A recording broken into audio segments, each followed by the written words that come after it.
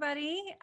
My name is Kelly Barnett. I'm the Director of Career Development here at the Newhouse School at Syracuse University. And today I'm joined by Bridget Lichtinger, our Assistant Director. Thank you so much for being here. And we just want to give a special welcome to all of our alumni, students, faculty, and staff who are joining us today. We're just so glad that you could all be here with us. So this afternoon, we're going to talk about how to really make yourself stand out in a pandemic. Really, how do you make yourself marketable? In this situation, there's so much that we can't control. So it's a good idea for us to really channel our efforts into the things that we can control. So in effort to do that, we're going to talk about two really important tools that are often the first impressions that you're going to be making on potential employers, those being your resume and your LinkedIn profile. So we're going to go through some best practices for both of those.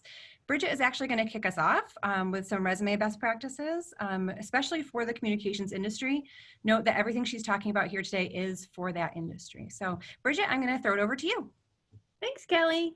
Again, thank you everybody who is joining us on your lunch break.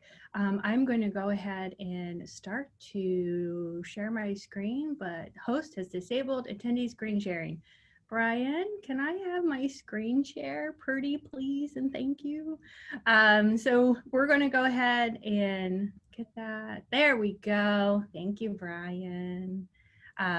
So what we're going to talk about today is we're going to, due to time, we're not going to be able to get into to the nuts and bolts of a resume. So instead, I'm going to talk to you about the key elements of a communications resume, because there are some universal elements that goes across that industry. So the thing we're going to talk about, sorry, I'm learning. We're going to talk about three things. We're going to talk about relevance, detail, and consistency. So these are the universal practices that will go across. But before we kind of get into that, I do want to bring up one thing that we do get a lot of questions about is in the communication industry, there is an industry or standard practice on the length of a resume. So from entry to mid-level, which is up to 8 years of experience, it is a one-page document. So it's a one-page resume.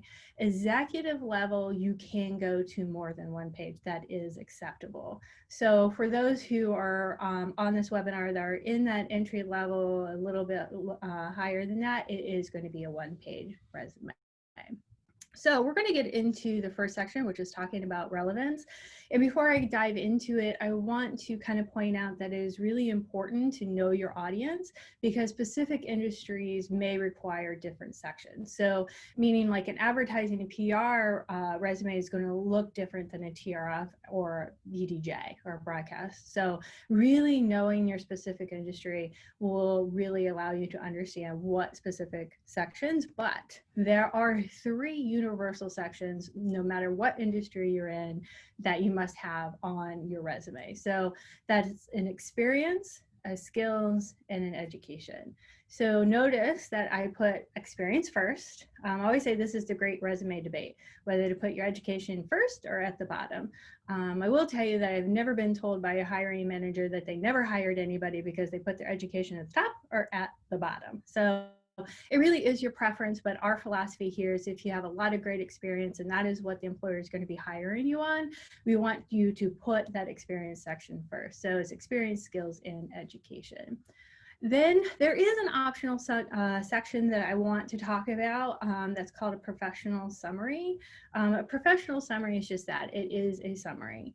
I feel that having a professional summary, and this is at the top of the resume, works well, especially if you're trying to stand out from a crowd and in a tough job market, because it is specific to a role you're applying. So that's the key takeaway to a professional summary. It must be catered for every position that you're applying to. So it is not universal, it is not cookie cutter. It must be, it must change according to what that role is you want to apply. So I'm going to give you an example because people are probably like, what?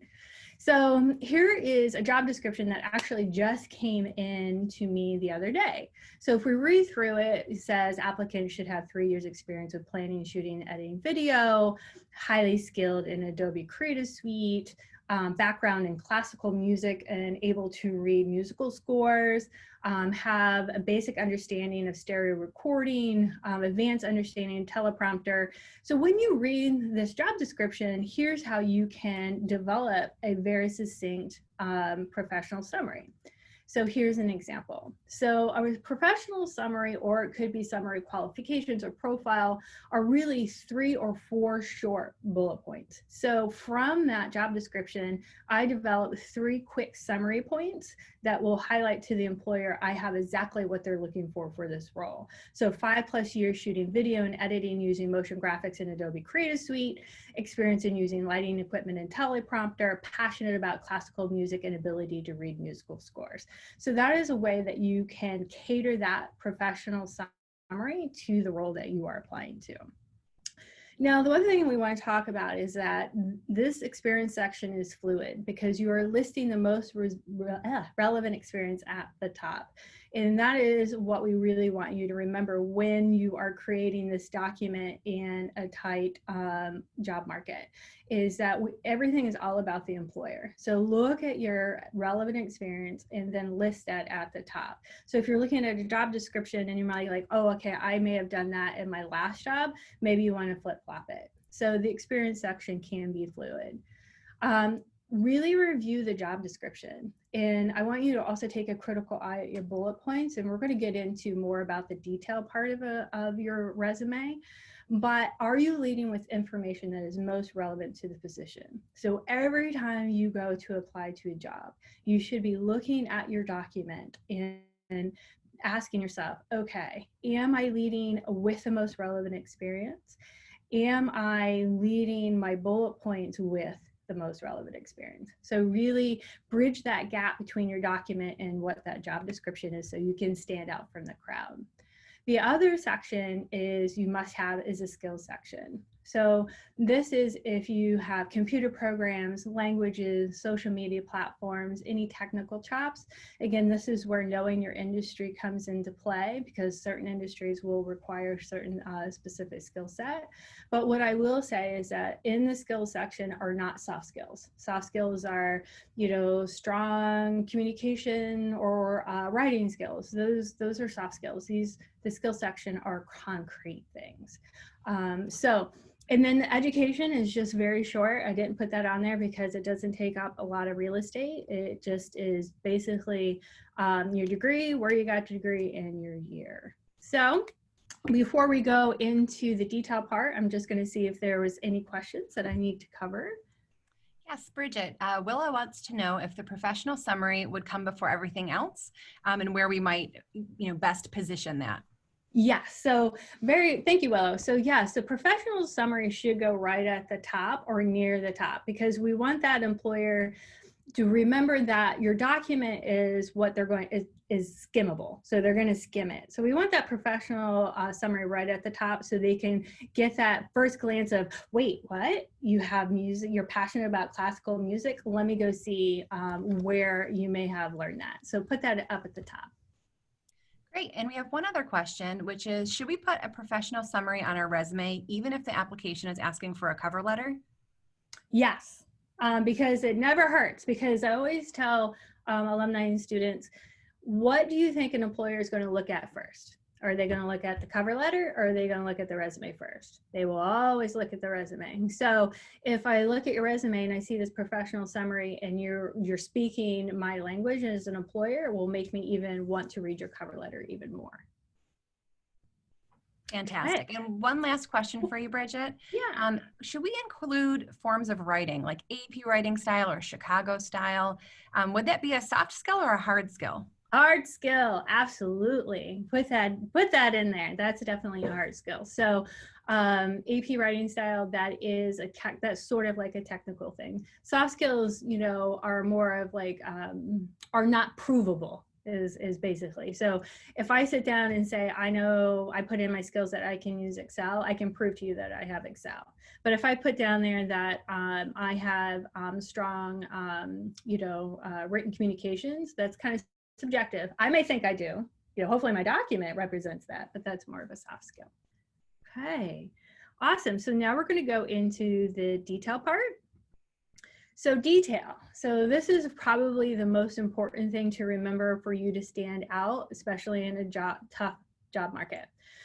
It is no longer the days of where one document fits for every job description. So it is all about the employer. So you must cater each resume to the position you're applying to. So what I always suggest is, as a tip, is when you're reading a job description, there's two parts to it. There's the job part where the applicant actually is going to be doing what work. And then there's the qualifications part, which is, this is the type of person that I'm looking for. So I want you to go through and I want you to highlight some of the things that you have done that this employer is looking for this person to do, as well as the qualities that you possess, because that could be something that you can cover in a cover letter, even though we're not talking about that right now, but it's just a little tip to kind of think about later. But when you're highlighting, yes, I've done this, I've done this, I've done this, that is how you can bridge the gap. You know, look at your resume and look at the job description and take that critical lens of saying, okay, they're looking for this person to be able to do this. I've done that. Let me look at my bullet point. Have I described that? No, then maybe I need to do that. The reason, so your bullet point should really reflect the job description. And the reason is because employers use SEO, search engine optimization, to filter out. So using keywords is very important. So using the language of the employer and what they're looking for this candidate to do is very important. But I don't want you what we call keyword stuff your resume, right? That's kind of apparent. They're like, let me see. You're using every word I used in the job description. But I do want you to take a critical eye and say, okay, I seem to see this common theme in this keyword. So we want you to make sure that you are incorporating those keywords in that detail. Please avoid vague and broad explanations. That is probably the biggest mistake that we see people who are trying to craft a resume do. So an example could be oversaw management team.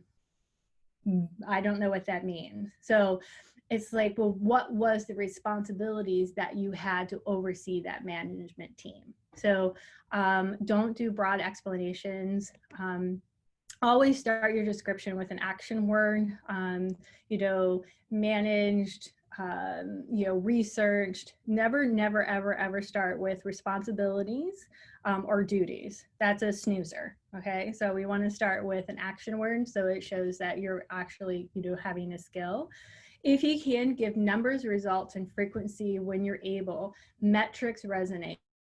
So if you're talking about social media at any time, if you can give any metrics to that, that's fantastic. Employers love numbers, right? Could be percentages. So when you can, please be able to give those numbers and those results. And hyperlink work if this is applicable. So those freelance writers, or for anybody that has, you know, I'm thinking of either broadcast students or TRF students or anything like that, where, you know, the employer can click on something to see your work, that's fantastic. So you can hyperlink work if applicable.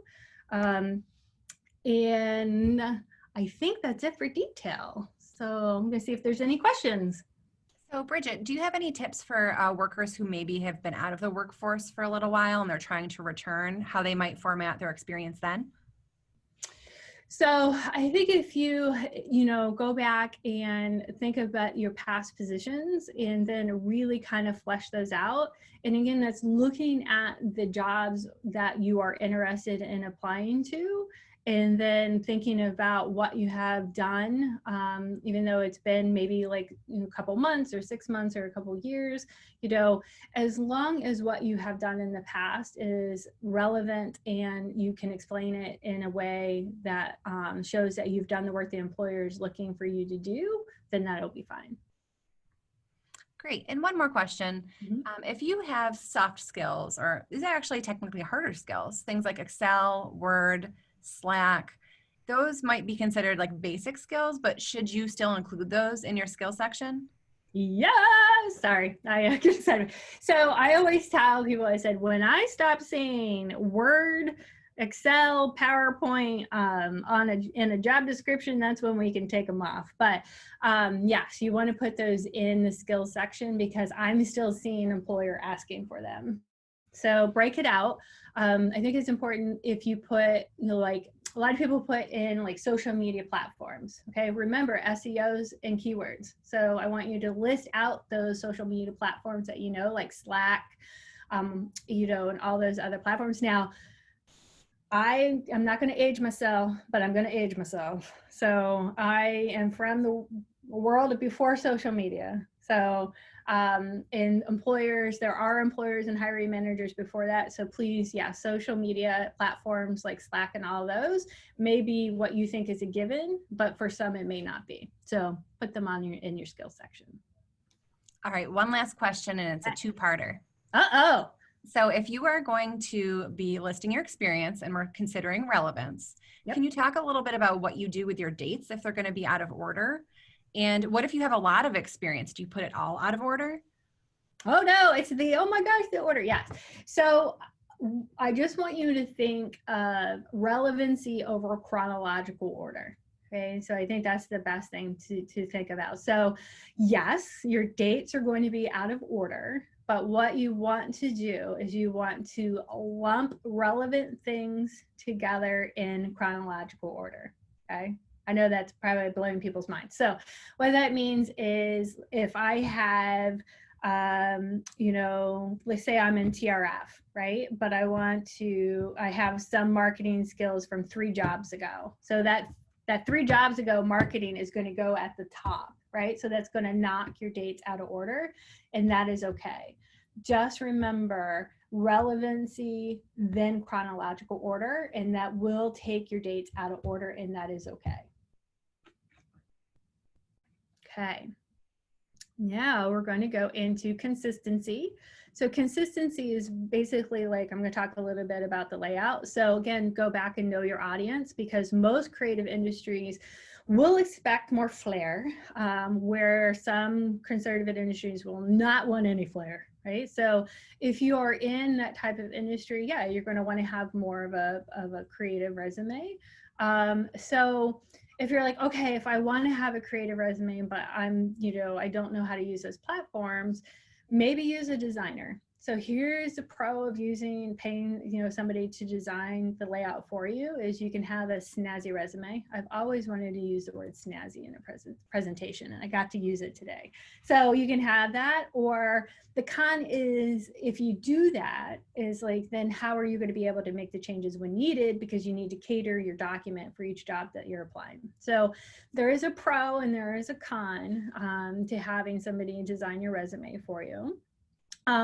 But I will tell you, there's nothing wrong with having a Word document that you can convert to a PDF, okay? Employers hire on what your experience is, right? But there are some industries who hire on the aesthetics, so it's important to kind of know that. But if that's not your industry, there's nothing wrong with a Word document. You can use professional but not boring fonts. You can use 2 fonts max. And no Times New Roman. You're talking to a Times New Roman girl from the start when I did my resume, but no more Times New Roman. Here are some fonts that we do recommend that are kind of really nice. I love, I love Buckman.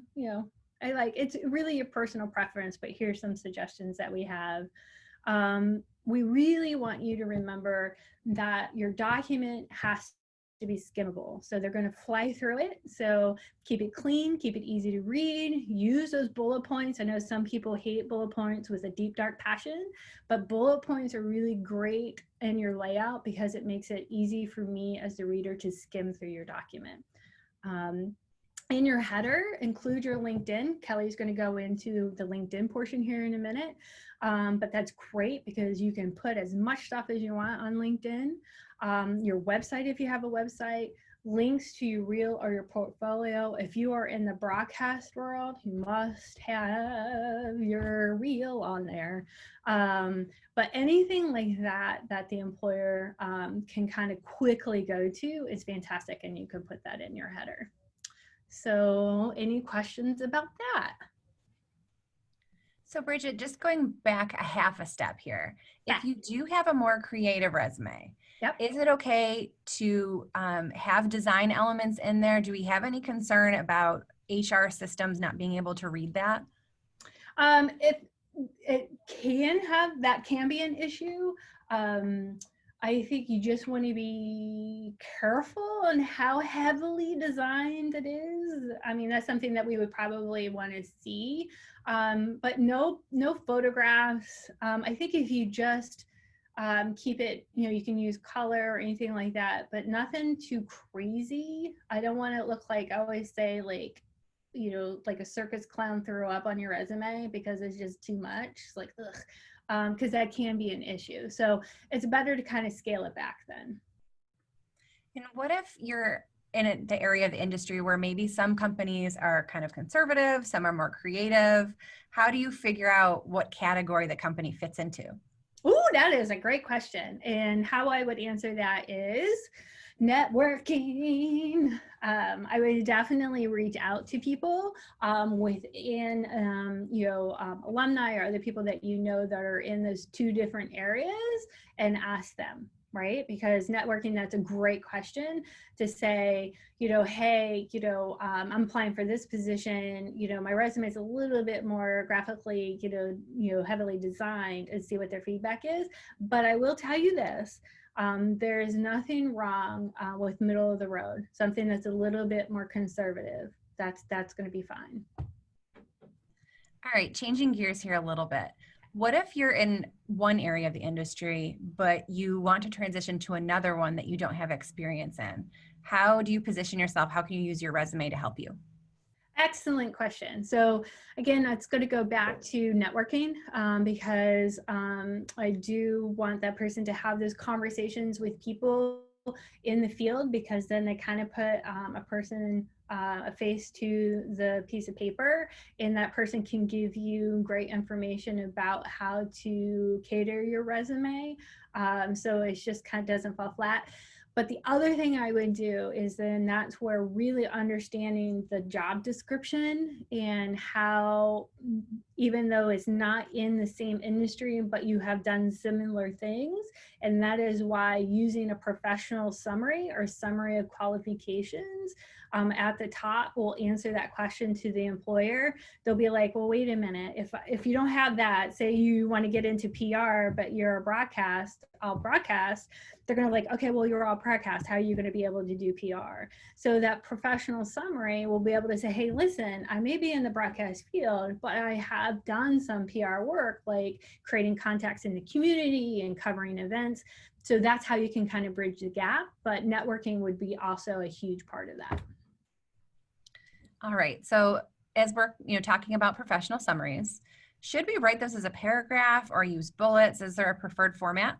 We are going to go back. So this is, boop, boop, boop, boop. Sorry if I'm making anybody nauseous. So here's what a professional summary looks like. Okay. It is not in a written paragraph form. Nobody will read it. It's 3 or 4 short bullet points, that are right into the point. So they're very concise. If you write it out without bullet points in its paragraph form, they won't read it. So it needs to be 3 or 4 very specific bullet points. And would there be overlap with those bullet points in what you include in your cover letter? Yes. And so what's nice is you can go in with your, sorry, I'm going to make people nauseous a little bit. What's nice is for your cover letter, you can expand about it. You can expand more about it. You can give a little bit more detail. So that's what, a resume tells me what you've done. A cover letter tells me what you've learned from what you've done. So that's the difference. So you may have that summary, and then you can go into like that example of like, I have a passion for classical music. Then the cover letter can go into more depth of where I got that passion and how I use that in my everyday life.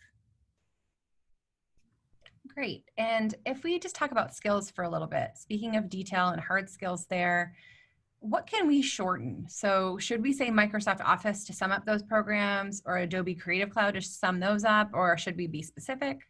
I like to play both sides of the fence on that, because we don't know what the filter system is that the employer is using, right? So if they're using search engine optimization, I don't know how they're putting that in.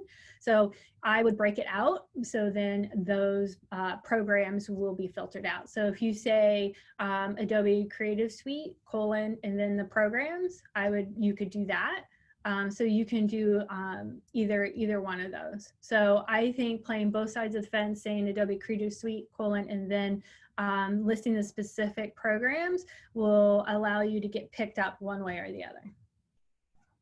Fantastic. And I have one more question to kind of wrap us up here. Then we probably will have a little time at the end to revisit resume questions if we need to. Somebody asked about this recruiting hack where people copy and paste an entire job description into their resume in white so that the software searching for buzzwords and different qualities will pick it up. What do you think about that? Judging from my reaction, what do you guys think? No. Don't do that. That's keyword stuffing. And we really don't recommend that. That's kind of like sneaky. So no, don't do that. Excellent. I think we're in pretty good shape here, and we'll revisit some more resume questions at the end, and we might want to change gears now. Okay, so before I head the baton off to Kelly to talk about LinkedIn, I do want to say there are ways to get resume feedback by our office. And I want to stress the Newhouse Career Development Center provides lifelong service. We are here for you no matter if you just graduated 5 years, 10 years, or whatever. We are a lifelong service. We love what we do, and we love helping our alumni. What you can do is you can email nhcdc@syr.edu with the subject line alumni resume, and we would be happy to give you feedback on your document. It can take 2 to 4 days for us to review and send back suggestions, so please be patient. There's only a few of us, and I have no idea how many are on this webinar, so that might be a lot of people.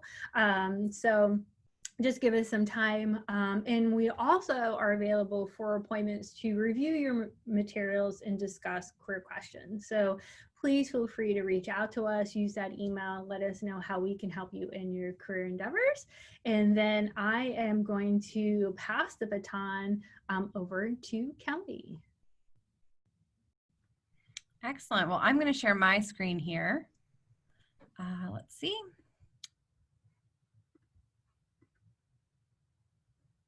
Loading up here. Hopefully you can all see that. I figured we just pick apart my own profile as we're talking about LinkedIn best practices. So that should be fun for me. We're going to start at the top here with some of the more obvious things.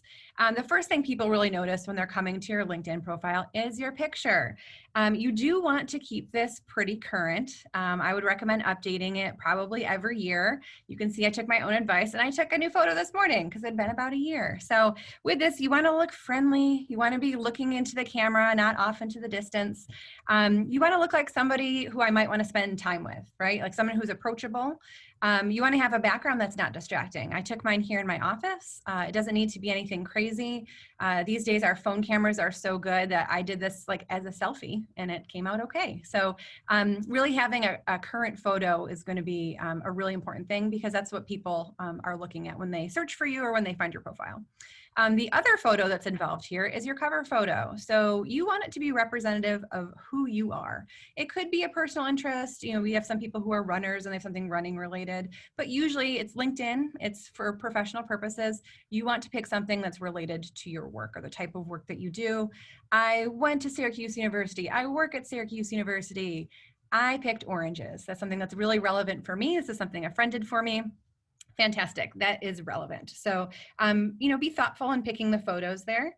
If we scroll down a little bit, we will see I have a title. Now, if you are employed, it's easy to put a title here with a company. That's pretty intuitive. If you're not working and maybe you are furloughed or you lost your job recently, if it's been like a month or maybe 2, you can probably keep that on there. Keep your previous title. It won't seem terribly out of date. But past that point, you want to change that up. It's going to look a little bit dated. What you can do instead is define yourself by who you are in terms of what you have to offer. You'll see a lot of the things that we're talking about today are very skills-based. So that's what you'd want to do here. Maybe you could say you're an experienced graphic designer. something like that highlights what you have to offer. And that's a lot better than, graphic designer seeking work. We're going to talk about looking for work a little bit more in a bit. But another thing that we want to do on here, if I scroll up to the top, you'll see there's a link here that says edit public profile and URL. And hopefully you can see this next tab that opened. Over here on the right, you can customize the URL for your LinkedIn profile. What this does is it makes it nice and tidy. My maiden name was Brown, and I was /Kelly J. Brown before. And then I got married and I wanted it to be, pretty consistent. And I tried to do Kelly Barnett, but another Kelly Barnett got that. So I went last first, Barnett Kelly, that's fine. But what I can do is I can copy and paste that, put that right in the header of my resume, and it looks nice and tidy. If you don't customize this URL, you'll have a lot of extra characters in there. So this looks a little bit neater. So we'll go back to the main profile here. Let's scroll down and look at this new section here. Show recruiters you're open to work. If I click on the Get Started button here, if you can see the pop-up here, it asks what type of work I'm open to. And what it will also do is add a little banner on my picture that says open to work. And I just want to touch on that for a minute because there's a lot of people right now who might be looking for new positions. Putting this banner on your photo does not necessarily mean that you're unemployed. You could work in areas of our industry that operate more on like a gig economy, or maybe you're looking for contract work, you're open to that. Don't worry about the stigma that might be attached to that, but you should consider how, if you are employed, your current employer might consider that. So consider the relationship you have with your manager, other people who you work with who might see that, and make sure that you have any conversations that need to be had if you are doing additional work in another area. So that's an optional thing. You don't have to do that. If we scroll down here though, what I absolutely recommend that you do is fill out this About section. Just about every 3 months, LinkedIn does some sort of reconfiguration. They rename sections or they move things around. So this used to be called your bio. It used to be called the About, or the your summary, and now it's your About section. And basically what we want to do here is write in the first person. I'll open mine up here. So, oops, wait, wrong button. I'm gonna go here. What you want to do is really write in the first person, and this is really your chance to tell your story. When you think about your LinkedIn profile and your resume and everything that you put out there, it's a lot of facts, right? It's a lot of facts about what you've done and the things you've accomplished and the skills you have, and that's all great and marketable, but this is where you actually get to talk about yourself in the first person and really give yourself some context for all those things that you've done. So if you're somebody who is looking for work, you can make this pitchier. And I'm going to talk about that in a second, but your About section does need to be skills focused, the things that you bring to the table. When I read this section, I have a sense of how you're an asset and where you want to go. So if you are looking for work, you do want to make sure that you are leaning into skills. You could talk about how many experience you have with a certain skill set that's particularly relevant, awards that you've won or commendations, but also make sure you know where you want to be. And this where, that destination isn't a specific company or a specific role necessarily. You want to keep it broad, but you keep it skills-based. So maybe you want to work for a company that would allow you to use skill X, or find an organization that allows you to fill in the blank. That's keeping things skills focused. If you're not looking, it is still skills focused, but it is going to be more informational. That's kind of how mine reads. It gives you kind of an overview of what I do and what I offer and how it could be helpful. And that's really what you want in that scenario. But remember, this is you being a storyteller. And I do recommend thinking about this section as basically a place where you can use at least parts of your elevator pitch. An elevator pitch, just to kind of give you a refresher, is you being able to talk about yourself and all the great things you have to offer. So a good pitch will briefly talk about the things you have done that have shown you what you like to do and what you're good at. And again, where you want to go with that. And that destination doesn't have to be very specific. And you do have to talk about your strengths. Okay, you do have to remember that strengths are factual. You do have them. You need to be able to identify them and give them that context. And that's going to make a very compelling About section. Now I know who you are. I can scroll down and look at the rest of your experience, and it's going to make a lot more sense.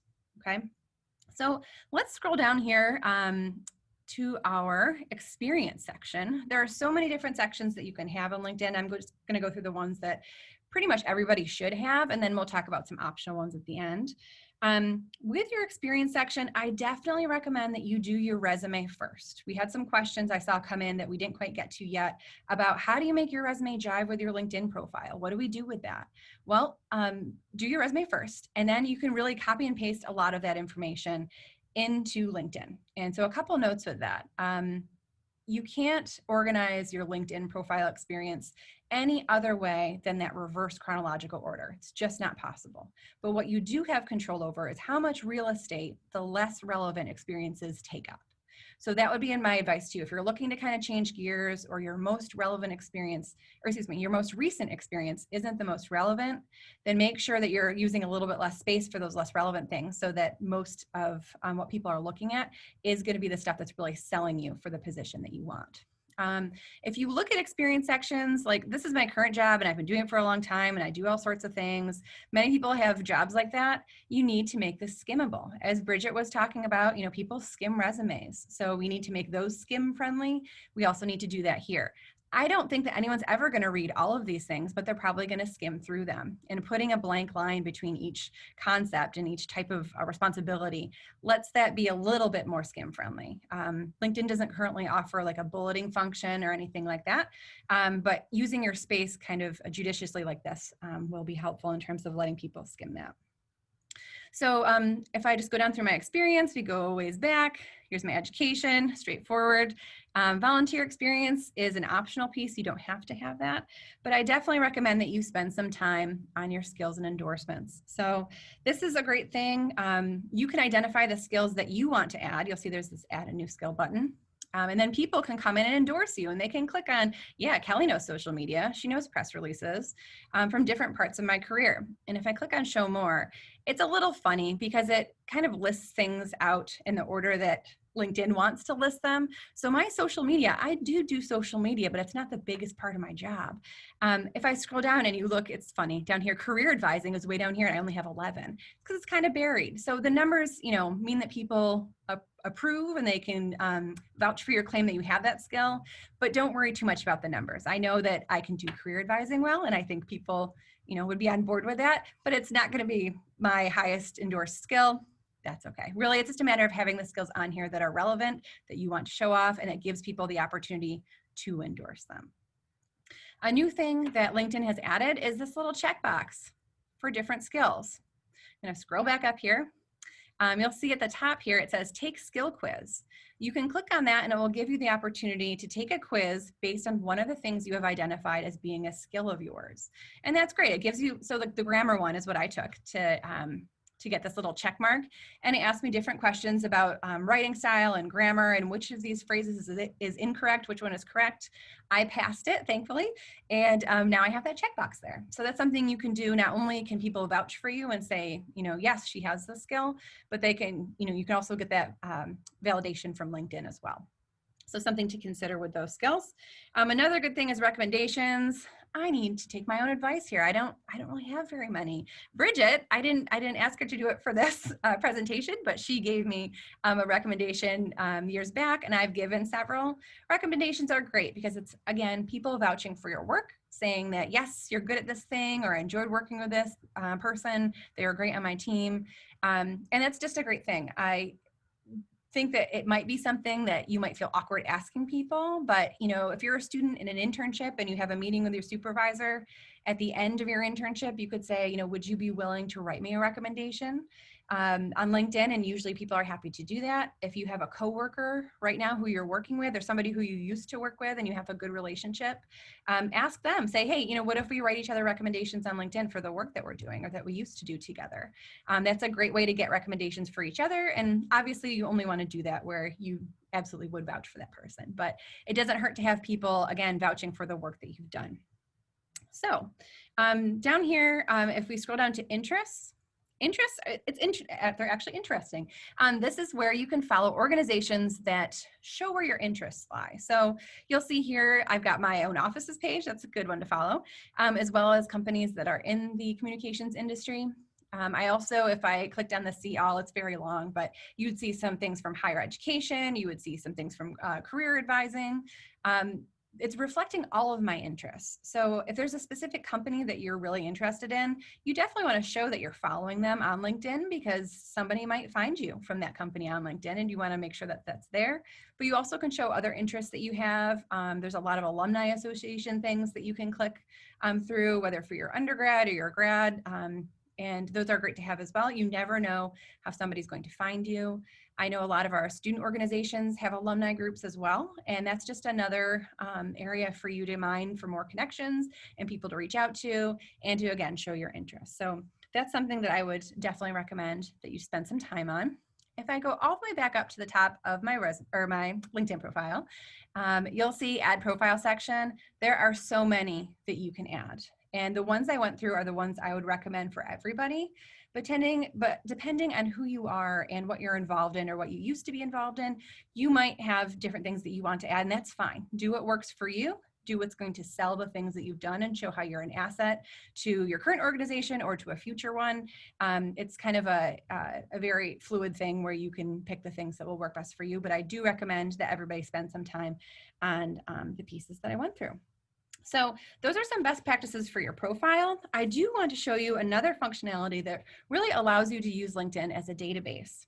Networking is a huge component of any job search.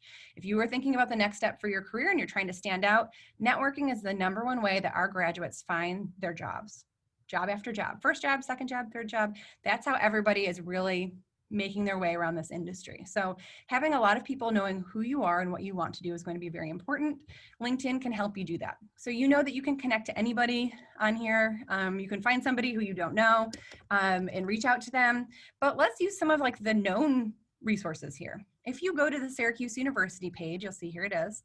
Some of this messaging is controlled by the university, you know, the about section and the things that we're posting on social media, great.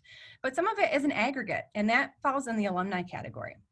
If you go to the Syracuse University page, you'll see this tab where it says alumni, and you can click on it.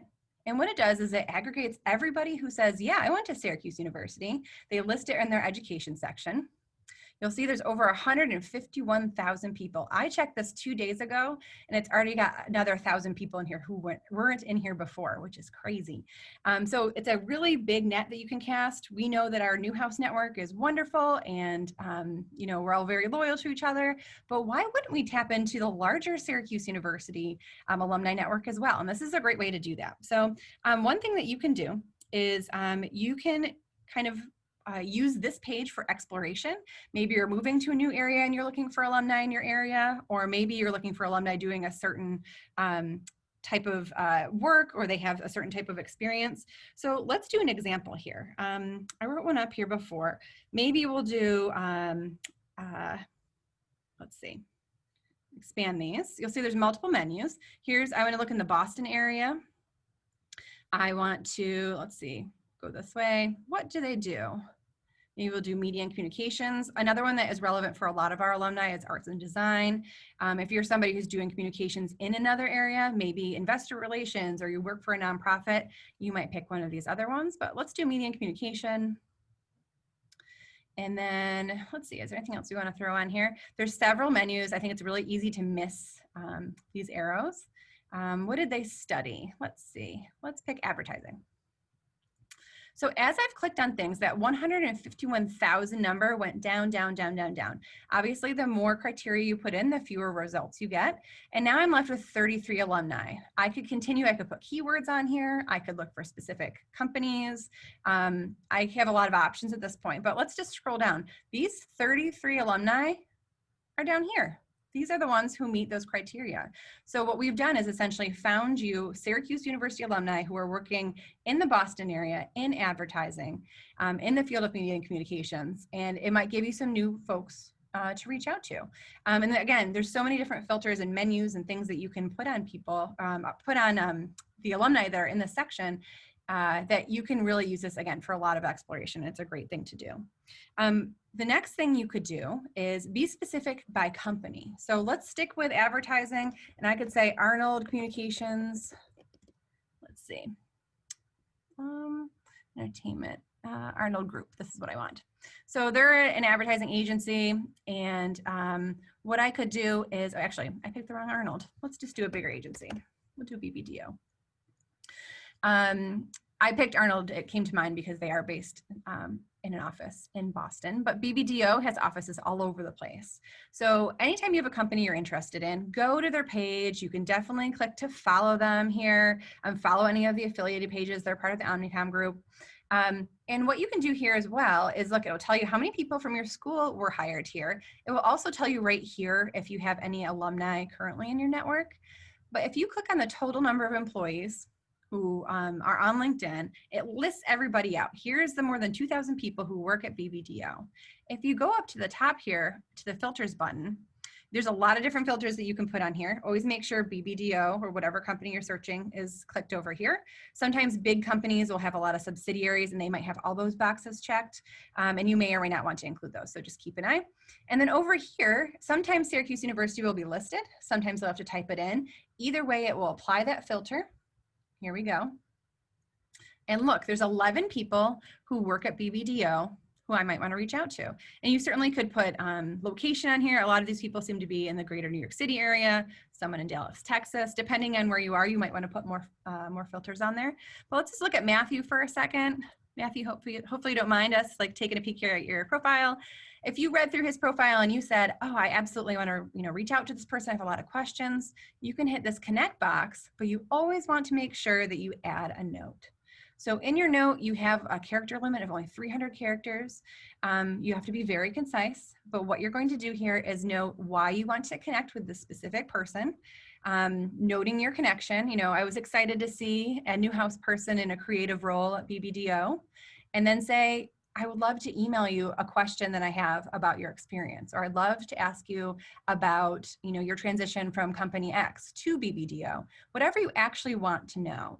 And what that does is it focuses on that specific person.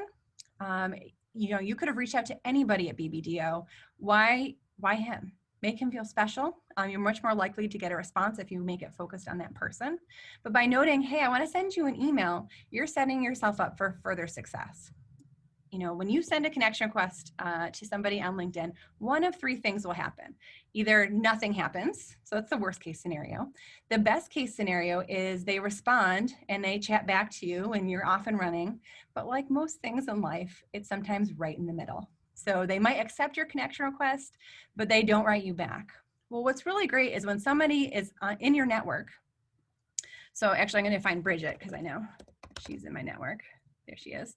So let's say Bridget accepted my connection request and she didn't respond. What I can do though, is I can go to her profile because now she's a first connection, she's in my network. I can go to this contact info button and there's her email address. So I can reach out to her and follow up and I can say, thank you so much for accepting my connection request. As I mentioned, I had a few questions about, and then just give one or two. It's not overwhelming. It's something that they can easily respond to, and you're off and running and you can build a conversation from there.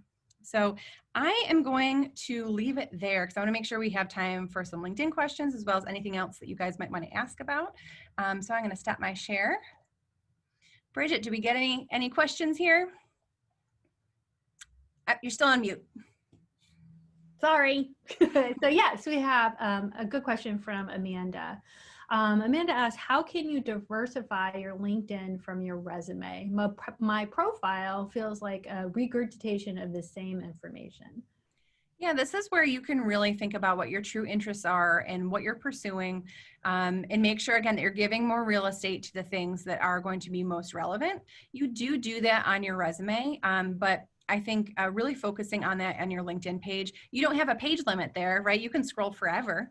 It's kind of limitless what you can put in there, but really focus it. So really keep it on the things that are going to be most relevant to the things you might be applying to. And then also explore those optional other sections on there. Sometimes there's something you might be able to highlight, an experience, a skill. Volunteer work was one of them in there. And that sometimes can help to make things a little bit different, provide different information than what you might otherwise be including on your resume.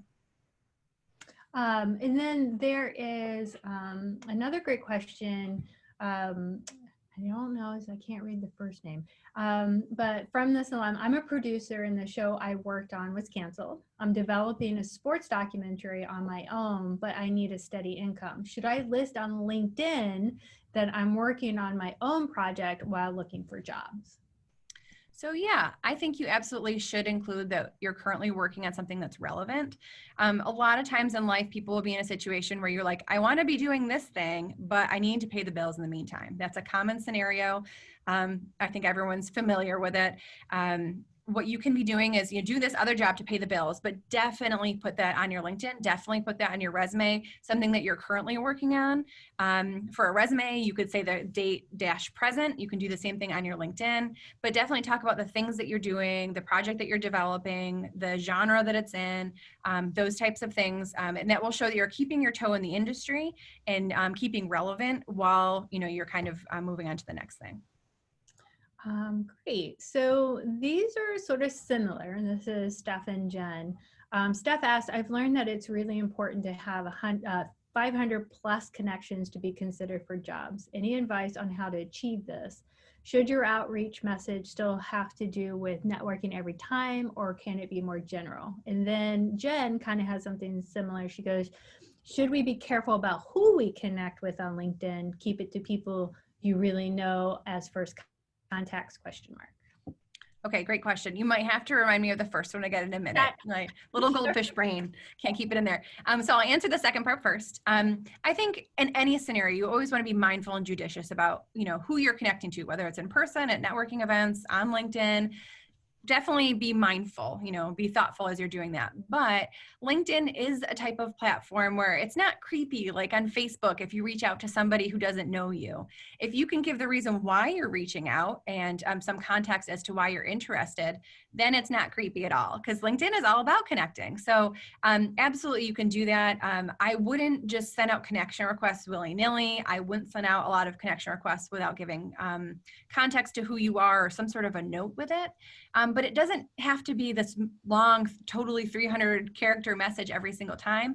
Maybe you go to a great networking event and there's a keynote speaker before everyone, does the mixer. You could reach out to that keynote speaker and say, thank you so much, for your time at this event. It was wonderful. I was hoping to connect. That's fine too. A shorter message. It doesn't have to be where you're necessarily jumping into a conversation right away. But the whole point of making connections is so that you can build that network in a sincere and genuine way. So I wouldn't just add connections just to add them. These people who are in your network, right, by LinkedIn's categorization, they're not really networking contacts until you have genuine conversations with them. So just be mindful of that too. So what was the first part of that question, Bridget? How to increase your connections, because she was wondering, because it's a good thing to have 500 or more, which is a lot, but how do you increase your connections on LinkedIn? Well, I think, just from a general networking perspective, it's great to have many wells to draw from when it comes to networking contacts. So we looked at SU. Think about, if you're somebody who's gone on to grad school, and whether Newhouse was your undergrad, your grad, think about all the institutions that you went to. Is there some sort of an alumni network there? Were you part of a student organization? And then off of LinkedIn, what are you involved in socially? What are you involved in, or what were you involved in professionally before? Is there a professional organization? Those are all different wells to draw from when it comes to networking contacts. And you certainly can meet people in those other areas and then connect with them on LinkedIn. And so I definitely just do a little bit of self-inventory about what are you connected to and how could you find a way to reach out to those people. And a lot of times it is through LinkedIn. And then Deanna has a question. How important is it to post original content on LinkedIn, and at what ideal frequency? It's a great question. It's very dependent on what type of content, what area of the industry that you're in.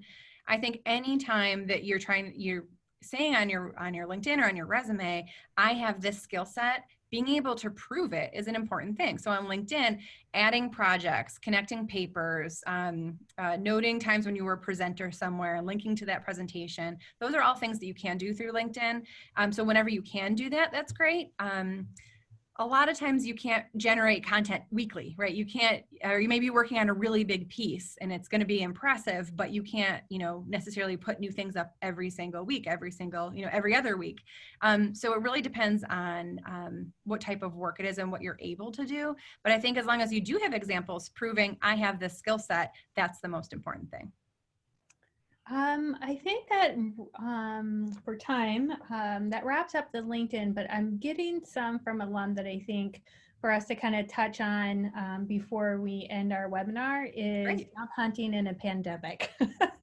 So a lot of people were asking, like, what changes in the job hunt strategy are there during a pandemic, and what kind of strategies do we recommend for job hunting in a pandemic? So I think if we can kind of touch upon that real quick before we wrap up would be great. Sounds like a good idea. Maybe I'll give some thoughts and then you can jump on the bandwagon.